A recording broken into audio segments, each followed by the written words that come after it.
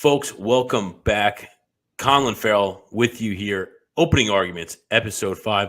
Opening Arguments is always brought to you by Conduct Detrimental, your leader in sports law coverage.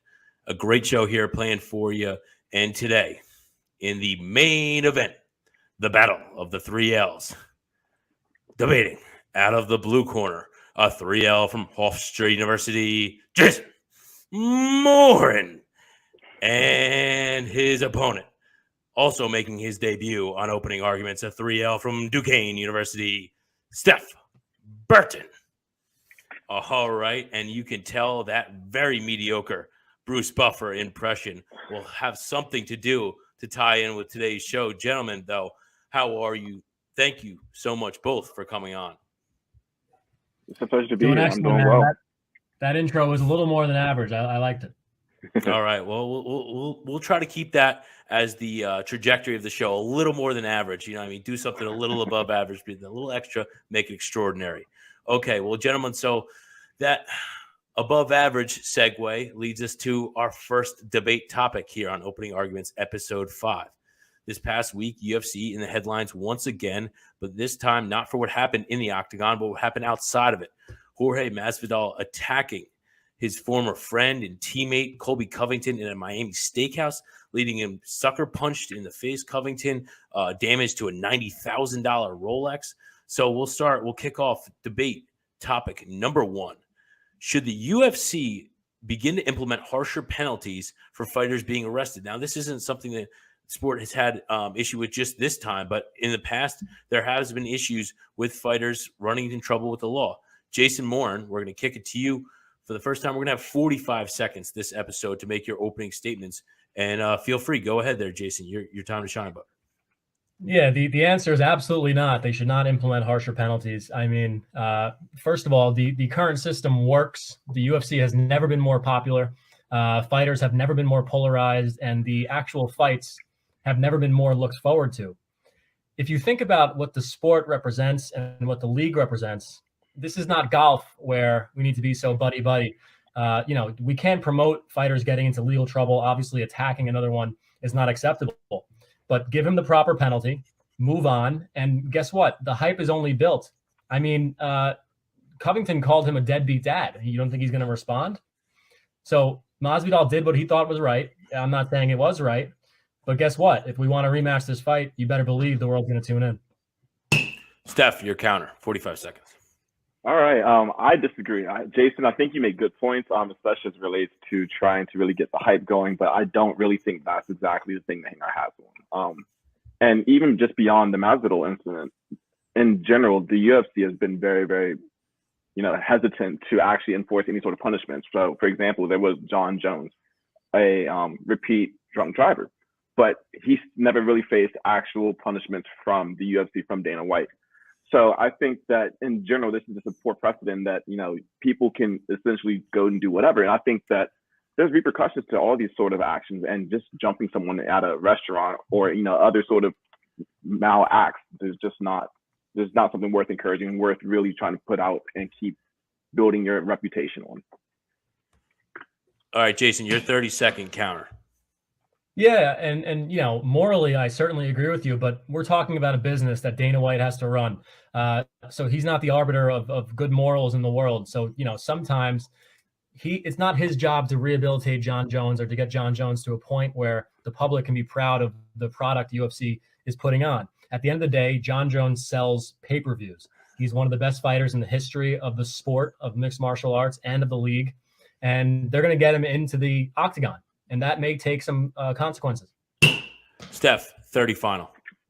Yeah, so I agree. And, I don't even want to look at this necessarily from like the moral perspective, but I don't think it's a good business practice to really continue to associate with those sort of acts, almost encourage it. I get that it sells, but I think that that's still poor for the reputation in the long term. This is also something that is very kind of, I guess I'd say sport by sport, but as it relates right now to UFC, I do not think this is what the sport needs, especially as it relates to aggression and things that we see outside of the ring. Just let's not encourage that. All right. And our first debate topic ends right there. Gentlemen, heated, lively debate, and certainly a sport that is growing amongst the public. But Stephon, Stephon, rather, excuse me, the point awarded to you. I just think public perception in a sport that is needing eyeballs on it and needs to grow its audience further. I know it's not Dana White's job. He's not the morality police. It's not, you know what I mean? Let's all hold hands and sing Kumbaya. But at the end of the day, this is a constant thing that's been going on with the sport for a number of years now. We go back to Conor McGregor having the incident, throwing the chair at the bus. There's been other arrests. Dana White stepping in here and making an example will be good for the sport down the road. And I think will bring in, say, hey, maybe other commissioners across other sports, maybe take a look and say, hey, he's taking control. We need to do the same. All right. That was quick. 45 seconds. We kind of go rapid fire. Make your point. You know what I mean? Get it right to it. Guys, a great first debate topic now. We didn't even touch on this at the beginning, but we have our final four set. It's a blue blood boiler in Louisiana. We got Villanova, Kansas, and then, of course, the most anticipated matchup, the Duke Blue Devils meeting their arch rival, the North Carolina Tar Heels, after North Carolina ended the magical Cinderella story. America's team, Dougie Fresh, Doug Eater, and the St. Peter's Peacocks losing. Unfortunately, it wasn't very close today, guys, not overly competitive. But what a magical run it was for the St. Peter's Peacocks out of Jersey City, New Jersey. So that leads us to our second debate topic on our opening arguments, episode 5, presented by Conduct Detrimental. Based on the run of St. Peter's in the NCAA tournament, will the collective economic boost for the players, staff, and program be the over or under $10 million? Guys, Stephon, you won opening round 1. Go ahead. You're 45 seconds, sir. All right, I'm gonna keep it short and sweet. I don't think it's gonna be over. I'm gonna take the under on this heavily, and I'm gonna take the under because I don't think that immediately the program is going to really, I just latch on to really what all the NIL possibilities could present themselves to be.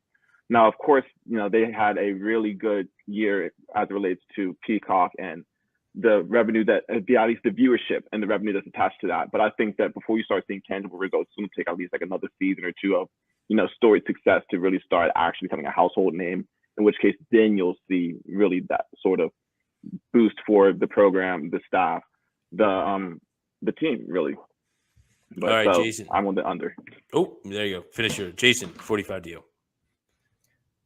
Steph, it's going over. You mentioned that you're not going to see the results immediately.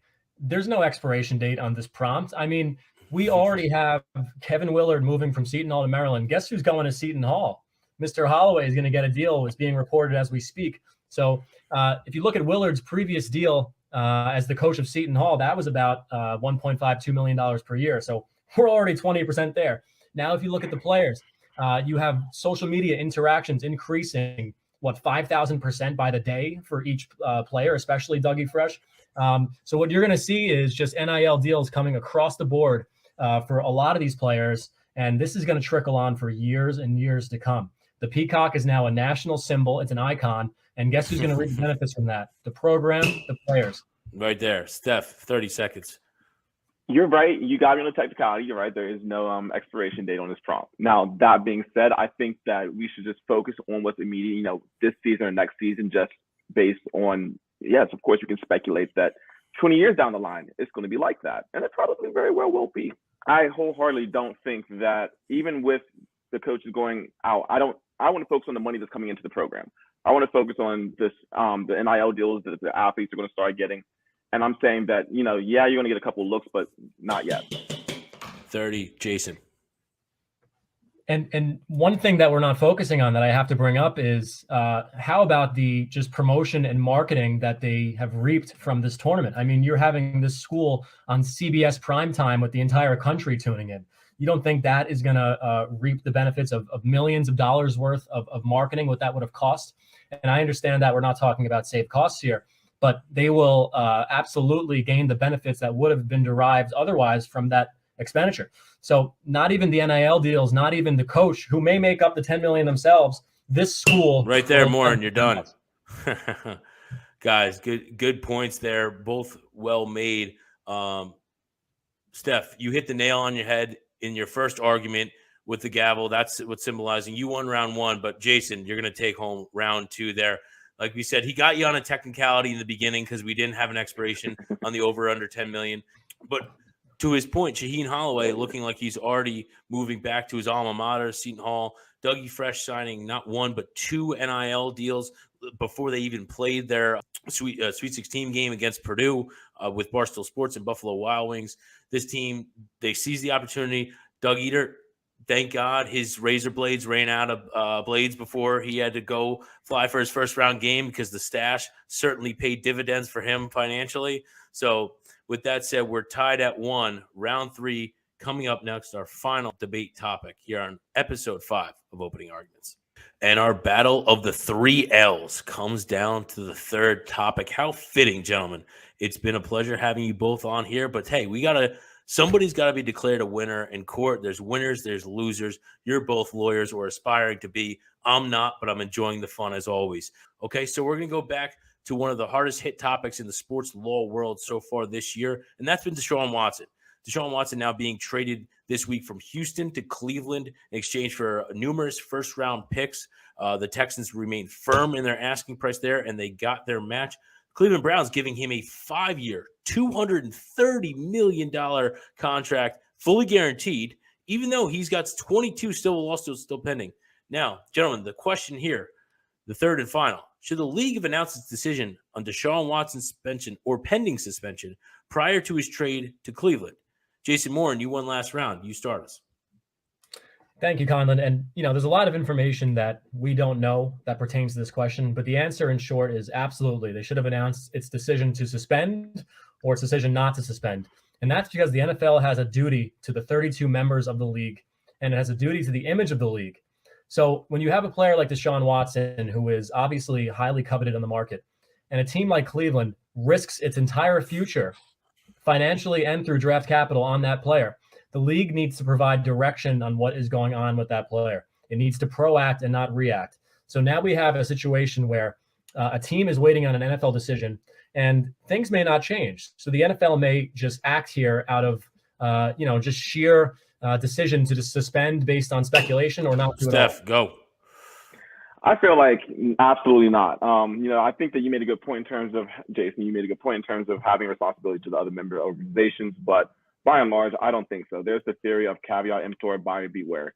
This is going on, and if, you wanted to enter into this transaction, this trade, and acquire this player, you get all the baggage that comes with. So, I think that, it might not even happen anyways, but these are the risks that you take when you, go out on a limb and you send everything for players that have a lot of unfinished business.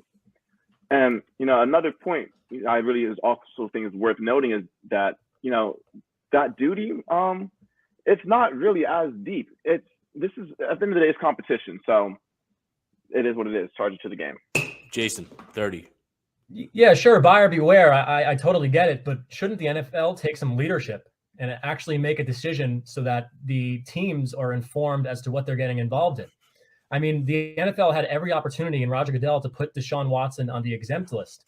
If they would have done that, that makes him untradeable. A player on the exempt list cannot be traded, and it's basically a paid leave. That's a separate argument.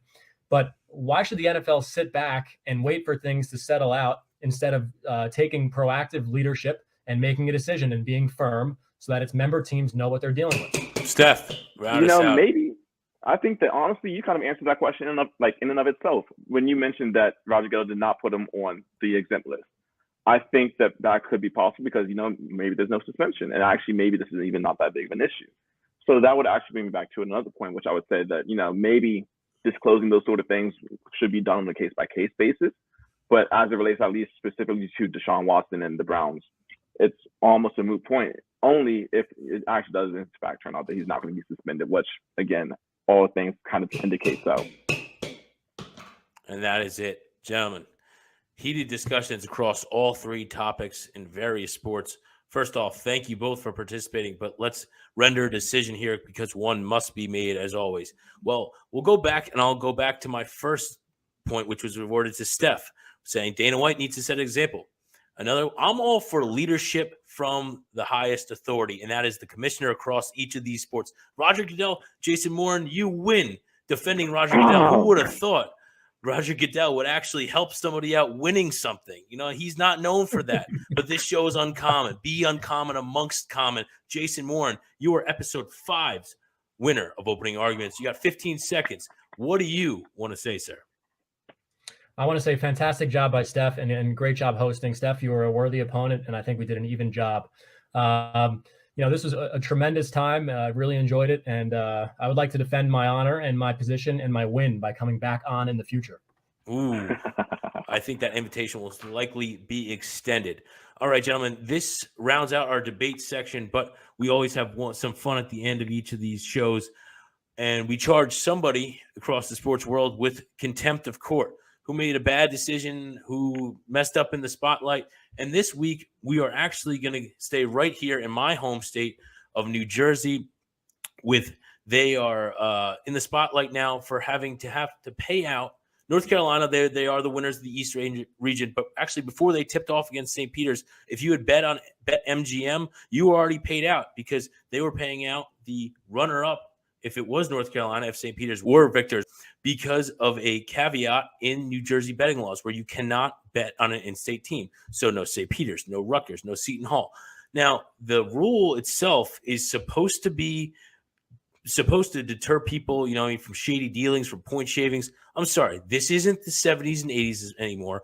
The mob, Henry Hill and Goodfellas is not this Boston College cheating scandal. That's not what this is anymore. Players have the opportunity to make money with NIL and stuff like that. You're telling me I got to hop on the PATH train, just shoot over to New York real quick, and all of a sudden, you know what? Nope, you can't get me there. I'm over here. I'm safe zone.